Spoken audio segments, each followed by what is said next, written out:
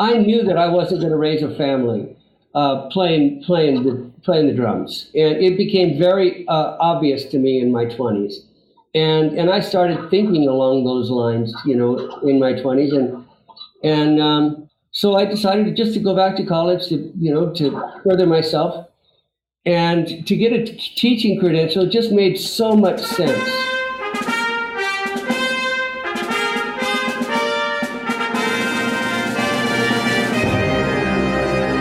Hello, everyone. Welcome to Everything Band, a podcast that features conversations with composers, conductors, and performers of music for winds and percussion.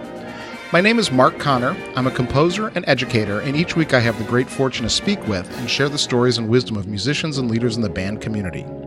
The Everything Band podcast is a proud member of the Music Teachers Development Podcast Network. The Muted Network provides support in the form of audio on-demand programming designed by and for music educators. You can find more information about our network at mutedpodcasts.com. Before we begin, I'd like to thank all of you for listening. I really appreciate your time and hope that you are finding value from these interviews. I rely on word of mouth and social media to bring the show to new listeners. If you think you know one or two people who might find these interviews useful, please let them know about it. You can also help by following me and sharing posts on Facebook, Instagram, Twitter, and YouTube. Remember, help your students live up to the best that is in them through music. And now on to my next guest, Charlie McGhee. Hi, Charlie. How are you? I'm doing great, Mark. How are you? I'm doing great. Thanks for joining me. You were recommended to me by a listener, Michael Tram, so I want to make sure I give him a shout out. And I'm really pleased to have you on the show. Can you tell the listeners who you are and what you do? Well, it's my honor to be here. Thank you, Mark. Well, I am a band director. I've been one all my life, and I'm just getting ready to retire. I'm pretty close to retirement. And I currently am at a K-8 school in San Marcos called Double Peak, and I teach instrumental music here. Excellent. And can you kind of fill the listeners in? What's your instrument? How did you start when you were a kid? Well, I started in a pretty traditional way in elementary school. I started out on violin in 5th grade, and I was a typical boy with ADD, and I just couldn't handle the violin, and I wanted to go immediately to the drums and beat on something. And so I did. My parents allowed me to do that and supported me and got me private lessons. And so percussion, drums and percussion is where I started and where I continued through my school years. And then I became a professional drummer, percussionist. And all the way into my 20s. And in those days, I played a lot. We had a lot of club gigs, and there were a lot of casuals. And, I got to be in my mid-20s, and here I was, just making a musician's wage. James Taylor never called me. He must have lost my number or something. Nobody ever, I never did strike it big. So, I decided to go to college. I come from a family of people that go to college, and so I went to college because that's the right thing to do, and had no idea really what I wanted to do until I met my wife. I met my wife mid college years, and she said, she was a teacher, and she said, you love music so much. Why don't you become a teacher and teach music? Then you could just play music all day long. I said, what a great idea.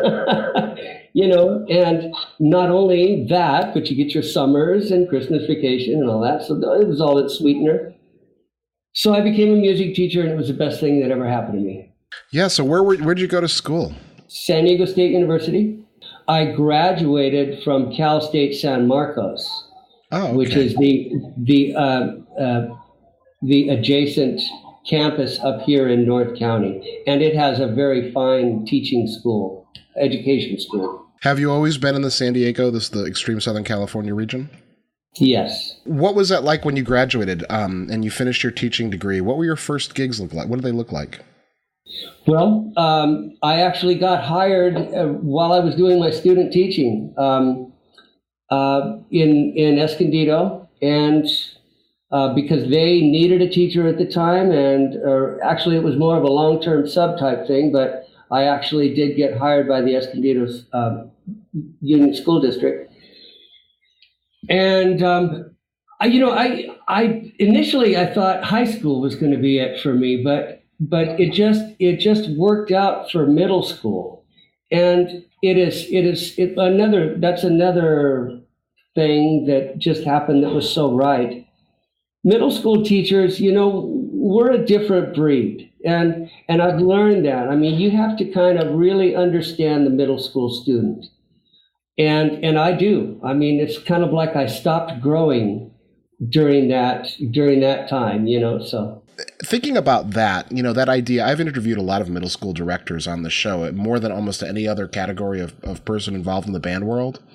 And what is it about middle school teachers that makes you want to talk so much and sort of share your stories? What is that? Yeah, I don't know. I think, the kids are so much fun. They're so alive. And I think middle school teachers, in part are very much, we're entertainers. We know how to engage young kids and how to get the best out of them. So what advice might you have for a young teacher who maybe they're coming out of their music ed degree and they expected to get that high school job, and they are facing down a middle school job and maybe they're uncertain? What can you say to them to kind of to give them encouragement? Well, I think, first of all, I think you'll know if you're comfortable in front of that crowd, because they can smell fear just like a shark, I'm telling you, and they're ruthless. They can be ruthless. So, if you're comfortable in front of that crowd, or uncomfortable, you'll know. But at the same time, I think, one thing that I've noticed over my career is that a lot of middle school teachers don't realize how talented their kids can be and how much you can ask of them. I mean, believe me, I have each year, I always find something more to ask from my kids. And I'm pretty demanding, and you can be demanding, and you can get a good product in the middle school. I mean, I have bands that I am very, very proud of, and I don't mind going to festivals and playing right after high schools. I don't mind it at all, because my kids can play. Yeah, absolutely. So what sort of tips do you have for that? I mean, what do you mean about what causes that idea? It's an expectation. It's an expectation. Right. I expect them to play in tune. I expect them to play with good balance. I mean, I never say to myself, oh, they're just kids. They're just middle school. Never. I stop rehearsal. I rant and rave. I do whatever it takes.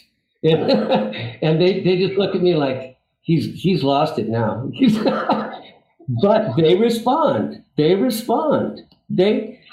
These kids have better ears than I do. And I have kids in front of me all day long with more God-given talent in their little finger than I'll ever have. Yeah, I think that idea of having high expectations is really, really important. How do we balance that so that our expectations don't become too much for the community we're teaching? Well, yeah, that's a good question, but I think that's a personal choice. It's a compassion for the kids, compassion and an understanding of what the culture is in your classroom and that you're teaching. My kids, they see me, bounce up and down and rant and rave, but they know I love them.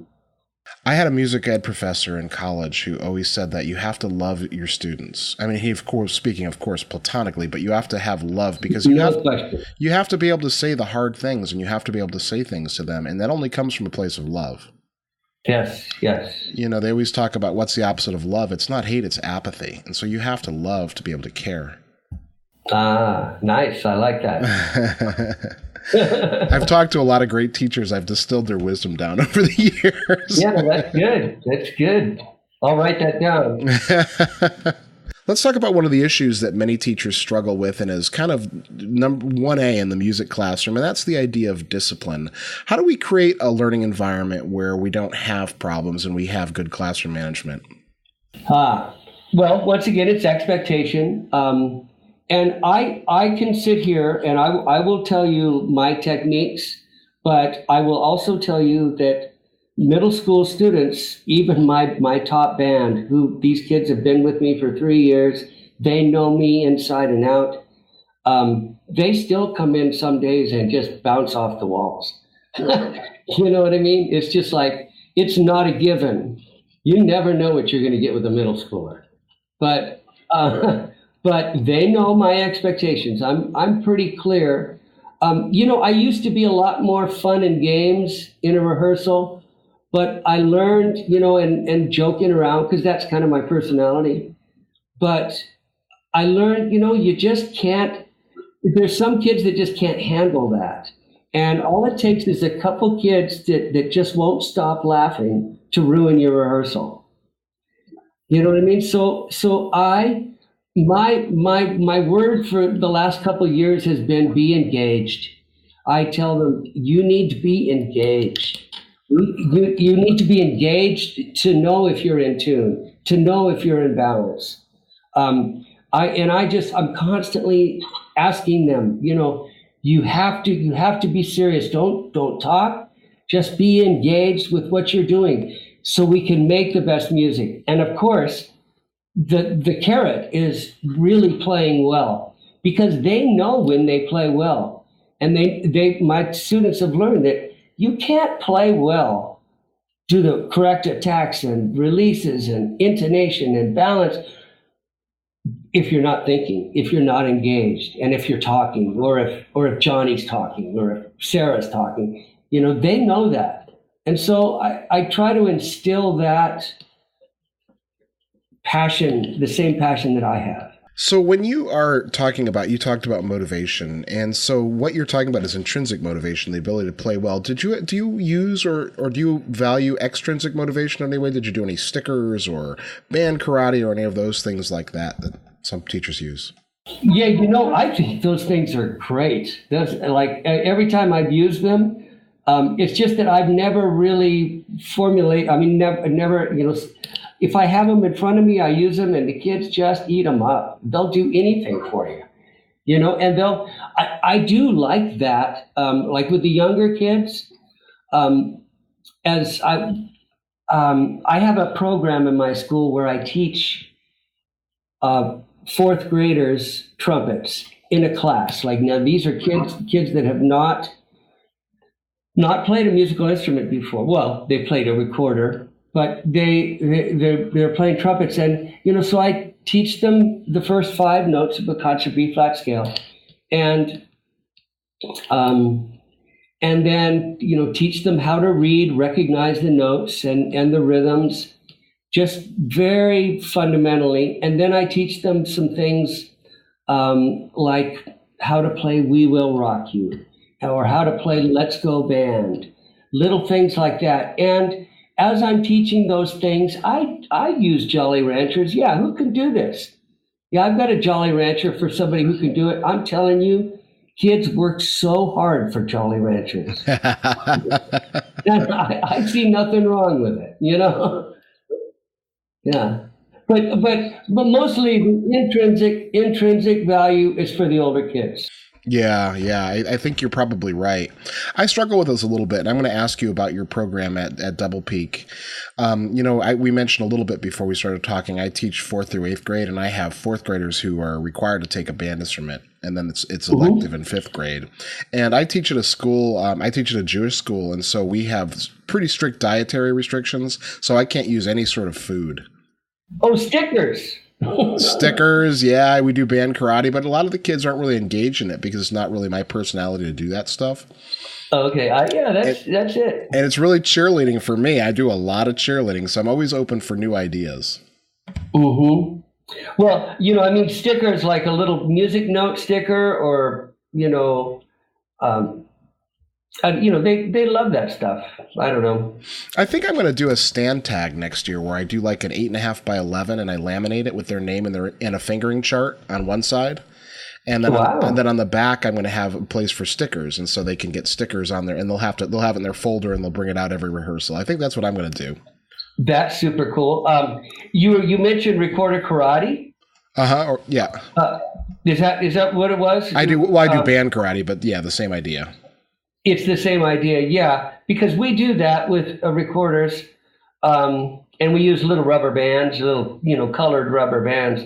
And I'm telling you, those little third graders, they will just do anything for that little rubber band.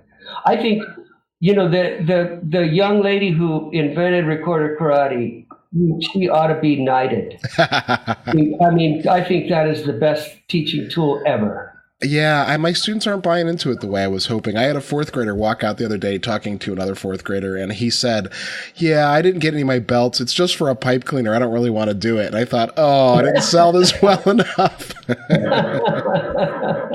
Well, we have a pretty good response here. Yeah, I think, it's like everything. You have to be a salesman, and you have to do what you believe in. Yep. So let's talk about Double Peak. You mentioned what you're doing now, and this is really cool. So you're working at Double Peak School. I'll let you tell the story, but can you tell everyone what you're doing there? Sure. I was at another middle school in San Marcos, and middle school is my bag. I mean, I've taught 6, 7, and 8 my entire career. Well, the superintendent came to me one day about 4 years ago and said, "We're opening a new school at the top of the hill, and I would like it to be a music emphasis school, and it's going to be a K-8 school, kindergarten through 8th grade." And he gave me the honor of creating a curriculum for it and then teaching up here. So I said, yeah, I'd love to do that. And basically, he said you could do whatever you want, you can order whatever you want. And my jaw dropped once I got it off the floor. I said, okay, you're on.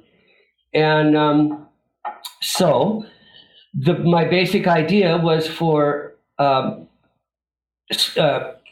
music lessons to start in the TK, which is before kindergarten, and go right up all the way through 8th grade. And every student in this school gets music twice a week. Kindergartners, 1st grade, 2nd grade, 3rd grade, twice a week for 40 minutes. And that is taught by a specialist, an elementary specialist, which I am not. So there's 2 of us teaching here. By the way, my partner, Miss Carly Inez, is not only an elementary specialist, but she's also a wonderful trombone player, piano player, singer. And so she works with the jazz bands too. I have 2 jazz bands, an A band and a B band. She does the B band. In 3rd grade, they get an experience for a semester on recorder, which is where we do recorder karate. So that's their first instrument.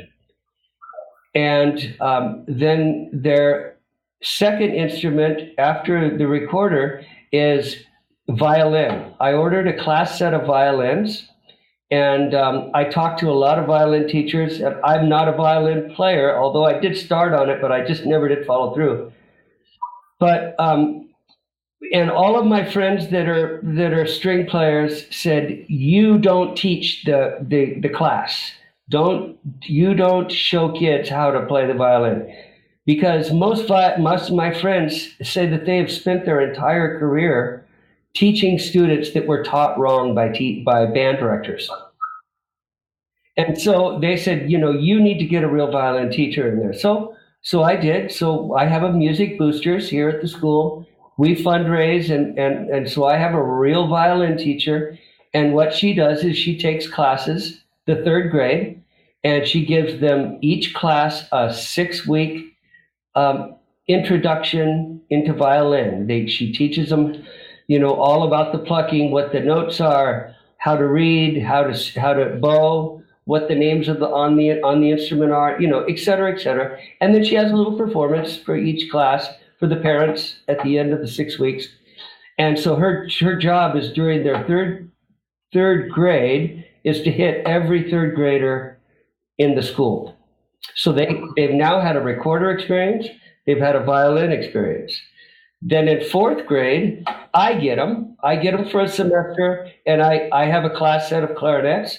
I give them a semester on woodwinds, but I do it through the clarinet. And then we put the clarinets away, and I get out trumpets, and they go from woodwind to brass. I teach them the trumpet and all the ins and outs about brass instruments, introduce the other instruments.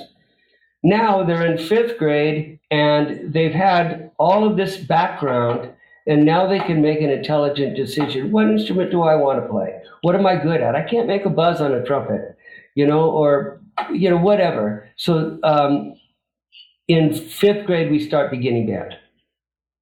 So now I'm sorry. Go ahead. I was going to ask you, so you mentioned that you have a class set of violins.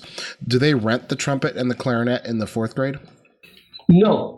I have a class set of trumpets, and I have a class set of clarinets. And they stay in the class. So I don't give them an opportunity to take them home. Although I do have instruments for my older kids, that I allow to check out, for kids with financial issues and stuff.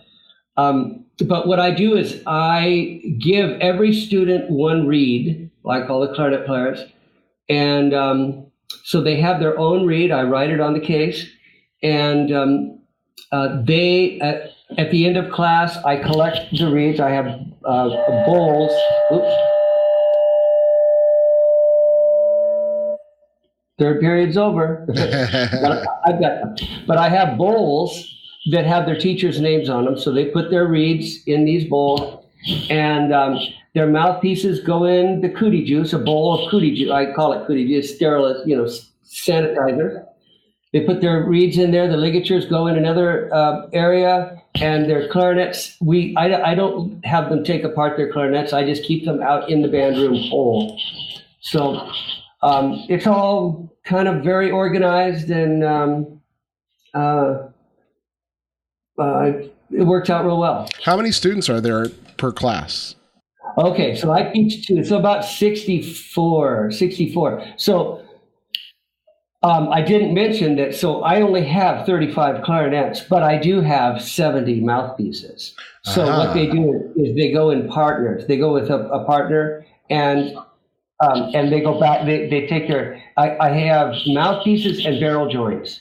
So they hook the barrel, they have, so that's something they can grab onto. And I teach them how to take them off the clarinet, and then their partner puts their mouthpiece on like that. That's how we do that. And you must do it the traditional way. You start with mouthpiece and barrel, get the F sharp, all that stuff. Exactly. Yeah. Exactly. Okay. Yeah, that's really fascinating, because I love the idea that by the time they're in fifth grade, they've actually played trumpet and clarinet and violin and recorder. So like you said, they're making informed decisions, because that's a topic that's going to come up in a minute. So how about your fifth grade band? Is that all the students again, or is it just elective at that point? No, it's all the students. And I meet them two classes at a time. And so they're about 65, which is, pretty manageable. Our band directors, we like large classes, so I do anyway. And so about two classes at a time. And this is my first time, we've been open now, this is our third year. This is my first time in my career I've actually worked with fourth graders and fifth graders. And it's a little different animal, they are younger, and they don't move as fast, so I had to, slow down my expectations for the fifth grade band, and, for what I'm doing in fourth grade. But I love them. They're a squirrely bunch, but I love them. So, I was going to ask you, I forgot to mention, this is a pretty important point. How many days a week do you see the kids? The fourth graders, I get an hour, 1 day a week. So I have a good chunk of time with them to show them the clarinet or to show them the trumpet. And the fifth graders, I get 40 minutes twice a week. The sixth graders, I see them every other day because they alternate band with PE. And so I see them every other day. Now, the entire class of fourth graders has music. The entire class of fifth graders has music. The entire class of sixth graders have music. So beginning band is all the fifth grade, all the sixth grade. Then in the seventh grade, they get to make their decision. We also have technology for seventh graders and art and a mentoring elective. But that's kind of the way that the program is run here. I see. It's a really interesting model. I really like the way you do it, as I compare it to mine. So one of the things we brought up talking about this was, I have fourth graders and they're required to take band. They're required to learn an instrument. And so this is my first year back teaching kids this young. So I cut my expectations down and I started with just trumpet, flute, clarinet, and trombone. And so as I'm weighing my options for next year, I meet my students twice a week. I'm looking at the same kind of thing. I'm trying to decide if I want to add saxophone or if this is working out the way I want to. And so I wanted to hear your thoughts on that. Yeah, on beginning band, I do almost exactly the same. Just, introduce the mainstream instruments, flute, clarinet, trumpet, trombone. And I don't really promote the oboe. I don't really promote the French horn. I do think you should maybe include the saxophone, because that is a very popular instrument ever since Bill Clinton. I remember back in the day, I had a ton of saxophone in those years. Oh my goodness. My first, I don't know if I've told this story in the podcast. My first high school teaching job was to start a band program at a 7 through 12 Catholic high school. And my first day of band, I had 12 kids and 6 of them played the saxophone. Yep. I've been to festivals and heard half the band, like 2 rows of saxophones, and I think, oh, that poor guy. Well, the saxophones are one of the things I've been hearing, and I listen to a few other podcasts, but I listen to the After Sectionals podcast, and this is a couple of teachers out of a middle school in Texas, and they talk about how they've moved their saxophones in with their trumpet classes because they have homogeneous classes, and how that's helped the trumpets because the saxophones, of course, are loud, and they pretty much can get the notes right out, and that helps the young trumpet players. Yeah, well, I like those sort of other benefits to having the saxophone in the band. Yes, exactly. And we are a 7 Habits school here. Are you familiar with that? The seven habits of highly successful people. Oh, yes. And we promote that culture, that mindset, with our students. And one of the results of practicing the 7 habits is finding your voice. And so we're real big on, what one thing do you do at school or do you do that really is you? And choosing an instrument is a very personal thing. I think, not to get off the subject, but I've had students before play clarinet and just waffle around for a couple of years, and then all of a sudden you put an oboe in their hand, and oh my goodness, they find their voice. So I was thinking about the saxophone. I have a lot of kids that just, it's saxophone or bust, Yeah, so we've really been talking about a lot of the details of teaching beginners and especially at the program level, these decisions that are made. I'd like to talk about some of the larger issues, some of the sort of the bigger things in our profession, because I know you're kind of nearing the end of your career. This is your last year before you retire, correct? Correct. And so what was that decision like? And how did you kind of arrive at this is the time? Because I know for me, I can't imagine the day I'm not teaching. Me too. And I'll tell you what, it's purely a financial thing. Because my wife retired 3 years ago. She has been, and I've continued on working, and she's been subbing every single day. And she was a PE teacher, but she absolutely loves teaching, and she's a great teacher. She's my mentor teacher. She can engage kids like you wouldn't believe, and she just loves it. And so she's teaching every day. So we both still get up in the morning, but I'm kind of at that age and stuff where it makes financial sense to just retire, because at being retired, I'm going to make just about what I make right now. So, but I'm just like you. I can't even imagine not teaching. I mean, and it's like I wake up in the middle of the night thinking, oh my gosh, I'm not going to have my own band next year. But because that's the creative process. I mean, having my concert band, taking them out to festivals and to Disneyland and to Knott's Berry Farm and showcasing my band, it's like it's a part of me, And my jazz band, I'm really big into the jazz program, and that's what I do.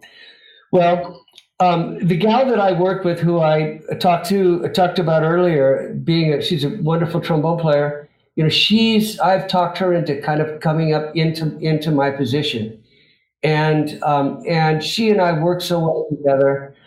And I told her, do you mind if I am part of this next year? And she's very happy to have me. And so I'm not going anywhere. I've told the kids, they all know I'm retiring, but I'm not going anywhere. This is what I do. And so I'm going to continue to do this. I'm going to go around. I have friends in in different schools around San Diego that could use a hand.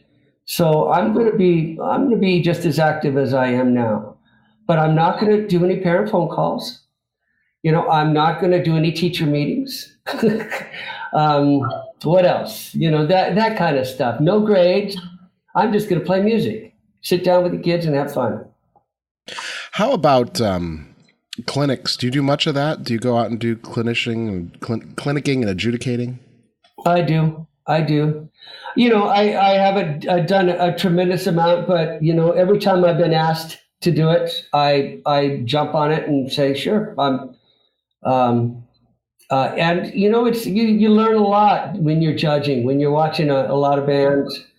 And I, honestly, going through the whole music education thing, I really didn't learn in college how to become a band director by any means.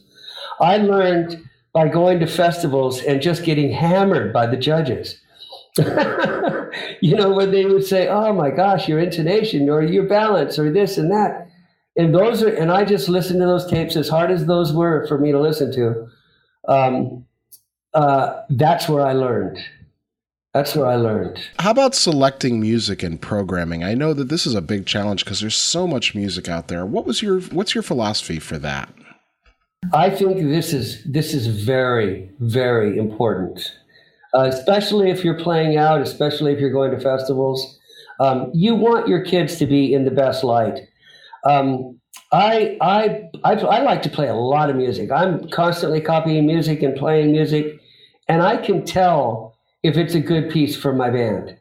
I have a lot of good music. I built up quite a library, but I don't just decide in my living room what music I'm going to play. I decide that while I'm in front of the kids, because you can hear it. You can just hear the strengths of your band come out, or the weaknesses, and either the piece is right for your students or it's not. There are some wonderful, composers nowadays that make your students sound mature, and I, of course, I seek all those guys out and listen to their music and buy their music, and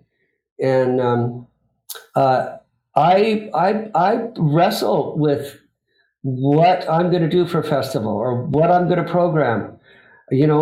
If I'm going to program 6 pieces, I will play 10, and decide the top 6. If I'm going to take 3 pieces to festival. I'll play 6 and figure them out. Let's talk about sort of middle school level. And do you have a couple of pieces that are kind of have been your go-tos, your standards over the years that you've kept coming back to? I know I've got some, but give you a minute to think about it. That's okay. I kind of ambushed you because it kind of came to my mind while we were talking. It was just one of those off the cuffs. But I do. You kind of develop a sense that, I back in the day I was a real big Del Borgo fan. Oh yeah.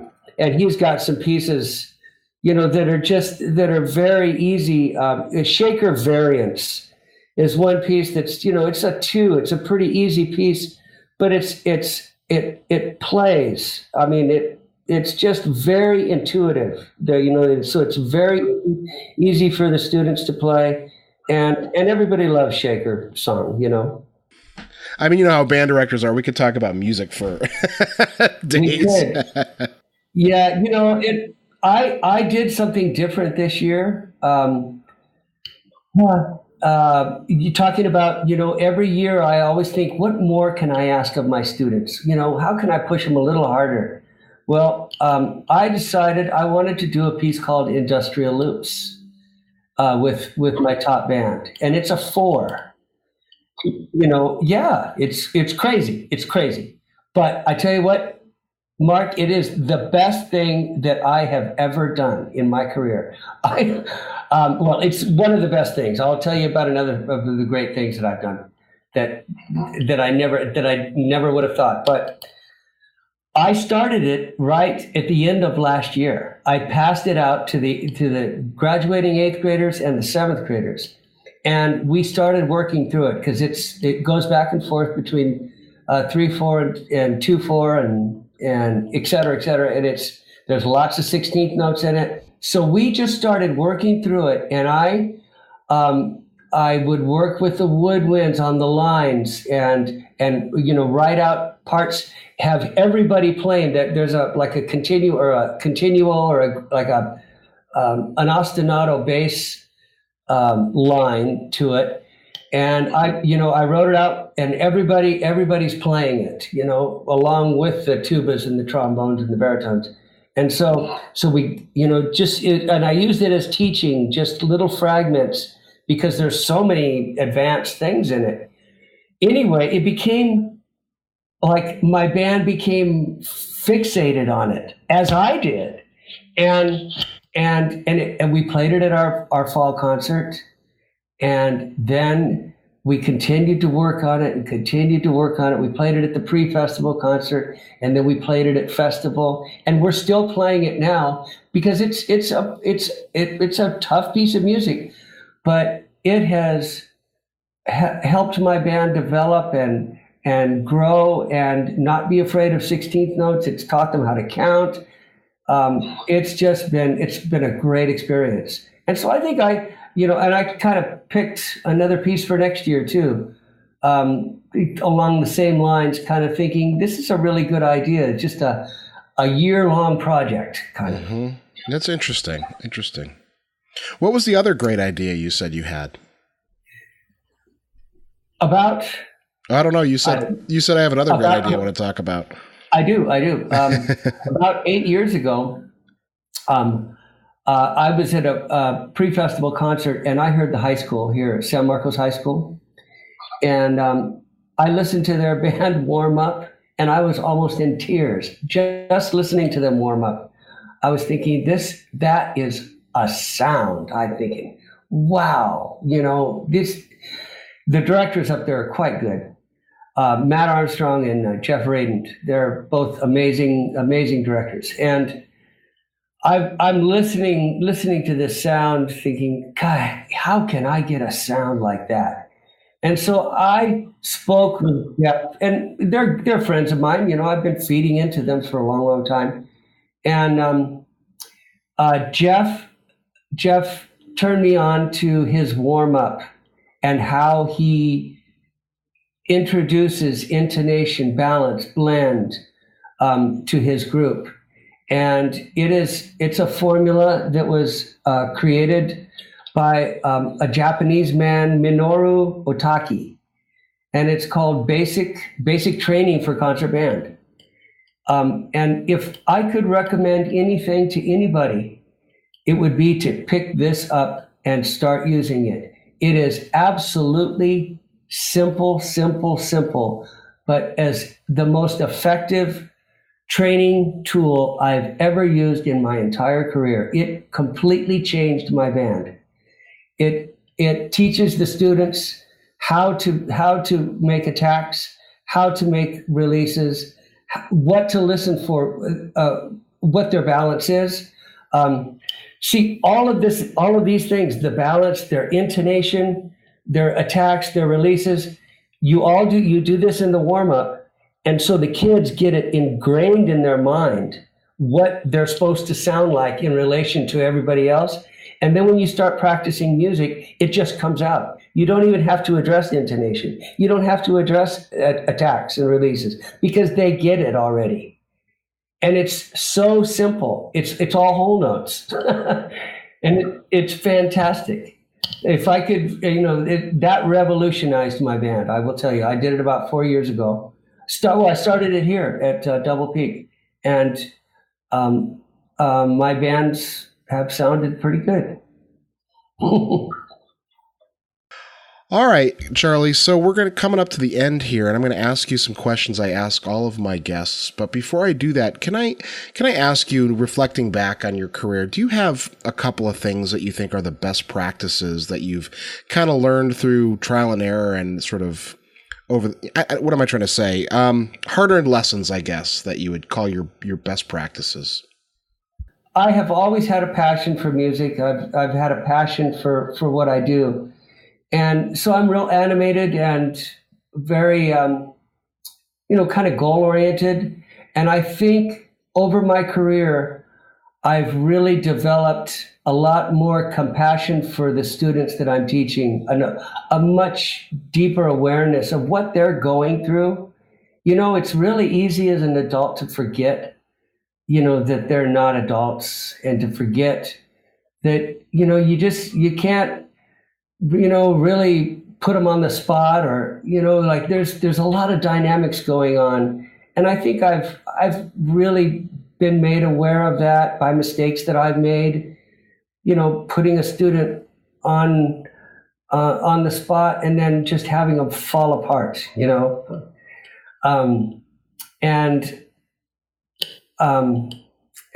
those are hard lessons to learn, but I'm glad I've learned them. All right, let me ask you these questions here I ask everybody. And the first one is, where do you draw the line between healthy and unhealthy competition in music? Well, I don't mind competition at all. I think it's a good thing because there, it's everywhere in our society. I'm very aware of competition for my students. I don't want to put them in a situation that will become negative to them. So I don't. I mean, that would be an unhealthy situation for my students. I would only put them in a situation where they're going to flourish and feel good about their performance. So, but I have no qualms about, competitions. I just need to know, evaluate where my students are in relationship to the competition. Charlie, you're at the end of your career, and you've obviously had to deal with this a lot. And so, how do you find work-life balance in your career as a music teacher?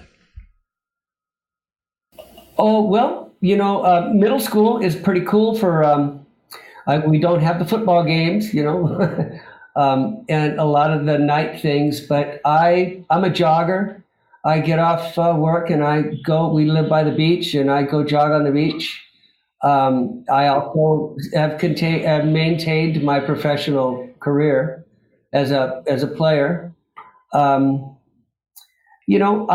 never had a real problem with being, too consumed in my work, because I like to play, I like to fish, and I don't have a problem taking a day off here and there.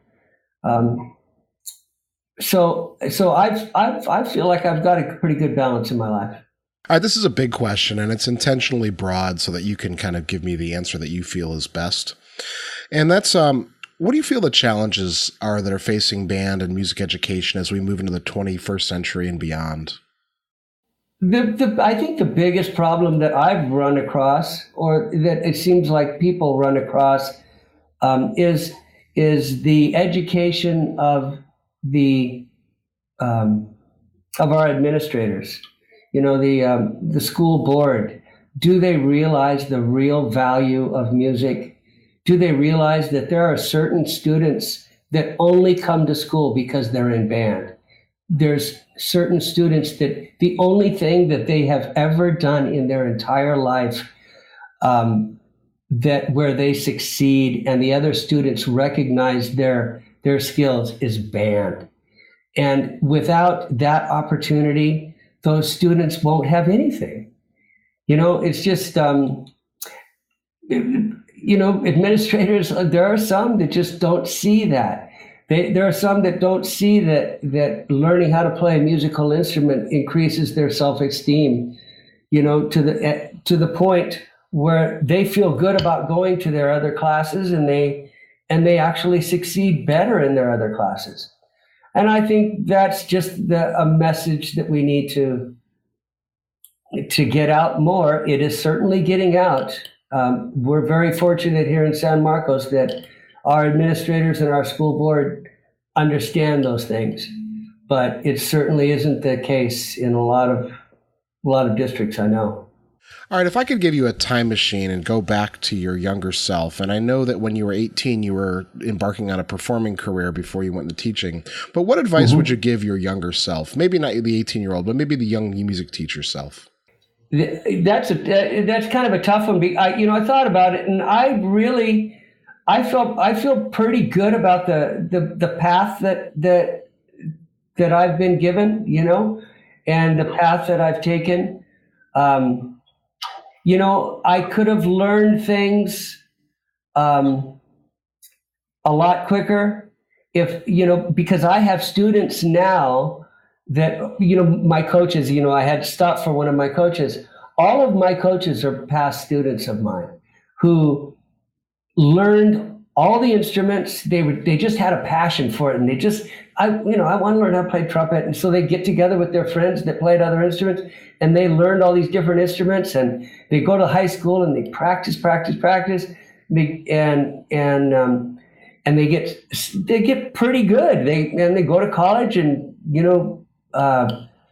get education there, and they're ready to teach.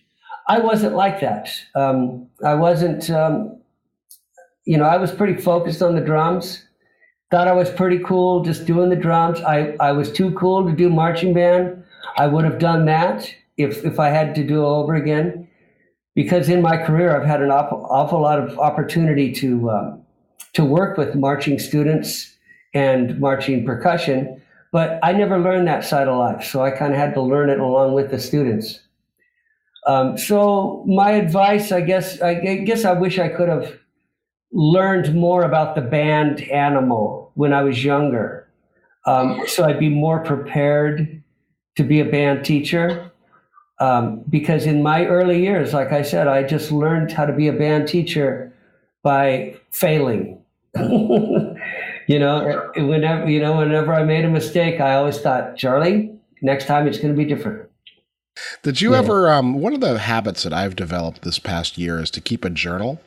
And I'm not as good as I should be with it, but about once a week I try to sit down and I do it in a Google Doc and kind of type up the things that went well and didn't go well for me as a first-year teacher of fourth graders.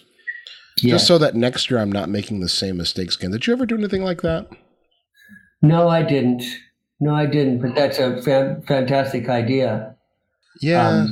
I started to do it when I taught college theory, because I'd get to the end of the year and there'd be like, some students would, every year that's like the same things wouldn't be learned. And I knew that was something to do with the way I was doing it. So I was determined to try to fix that. Right. Well, I've been right there with you. Thinking, how can I fix that? How can I teach those clarinets to go over the break? What's a better, technique or when should I teach them? Should I wait till later to teach them to go over the break? Or should I teach them earlier? Or, I mess with it every year. I always start out the year gung ho. I'm going to change this. I'm going to change that. I'm going to do this. And some things work, some things don't. But I think writing it down is a really good start. Yeah, it's been good so far. We'll see how it plays out over the course of a couple of years, but yeah. All right. If you had a choice, what would be the final work for wind ensemble or band, or anything really, that you would want to conduct or listen to or engage with? Well, I've thought about that, and I've got to tell you that right now I'm playing music that, I had thought about early on in the year, like this is going to be my last year here. And industrial loops, I'm absolutely enamored with it. And I'm just so excited about the way that my kids are playing it right now.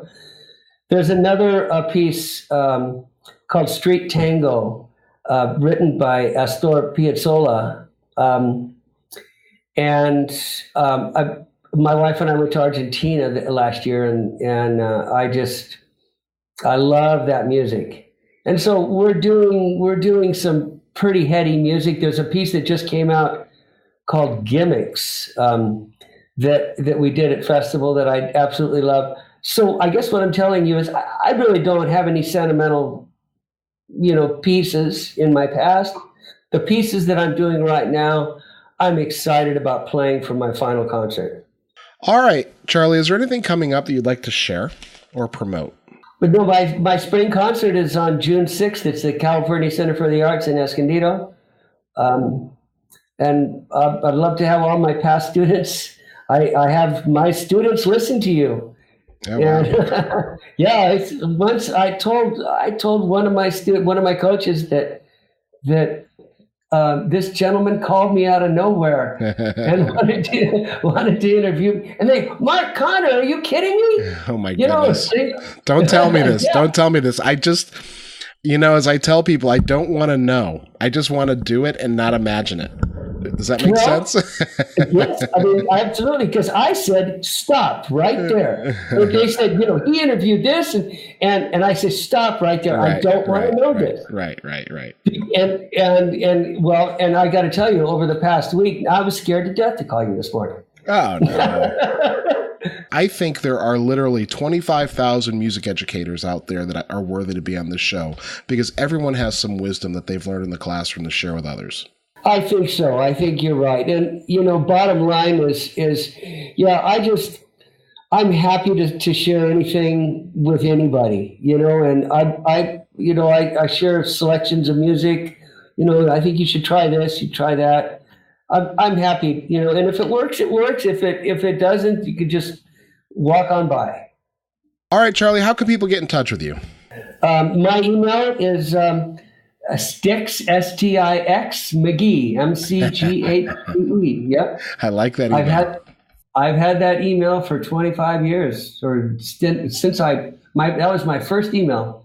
Wow. Stix McGhee, Stix, and at hotmail.com. Wow. I still have a Hotmail address too. Yeah. Yeah, that's the old school. Yeah, absolutely. Yeah. All right, Charlie, thank you so much for the conversation. I really appreciate it. My pleasure, Mark. And I'm looking forward. I'll come out and hang out in your classroom. Anytime you want. I'm in St. Louis, so anytime you're in the area, just let me know. All right. That's great. Thank you so much. You're welcome. Thank you, Charlie.